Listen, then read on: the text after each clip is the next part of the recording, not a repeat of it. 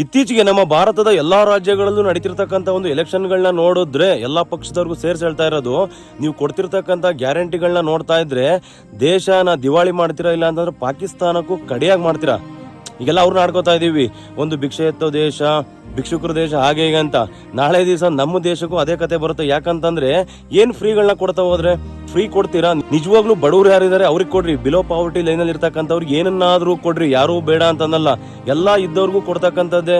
Anyone ಏನೇ ತಗೊಳ್ಳಿ, ಎಲ್ಲಾ ಯೋಜನೆಗಳನ್ನ ಎಲ್ಲರಿಗೂ ಕೊಡ್ತಕ್ಕಂಥದ್ದು ಫಸ್ಟ್ ಆಫ್ ಆಲ್ ಆಗಿ ಒಂದು ತಪ್ಪು. 2023 ಈ ಕಡೆಗೆ ತಗೊಳ್ಳಿ, ಕರ್ನಾಟಕದಲ್ಲೇ ಆಗಿರ್ಬೋದು ಎಷ್ಟೆಲ್ಲಾ ದರಗಳು ಹೆಚ್ಚಾಗಿದಾವೆ.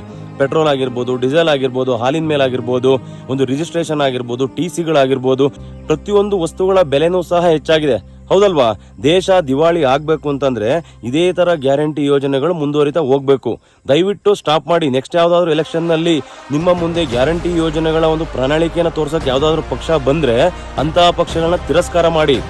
ಫ್ಯೂಚರ್ ಅಲ್ಲಿ ಕೈಗಾರಿಕೆ ಆಗಿರ್ಬೋದು, ಶಿಕ್ಷಣ ಆಗಿರ್ಬೋದು, ಒಂದು ಆರೋಗ್ಯ ಆಗಿರ್ಬೋದು, ಯಾವ್ದಾದ್ರು ಉತ್ತಮ ಯೋಜನೆಗಳನ್ನ ಇಟ್ಕೊಂಡ್ ಬಂದ್ರೆ ಮಾತ್ರ ಅಂತ ಪಕ್ಷಗಳಿಗೆ ಸಪೋರ್ಟ್ ಮಾಡಿ, ವೋಟ್ ಹಾಕಿ ಅಂತ ಈ ವಿಡಿಯೋ ಮುಖಾಂತರ ಕೇಳ್ಕೊತಾ ಇದ್ದೀನಿ.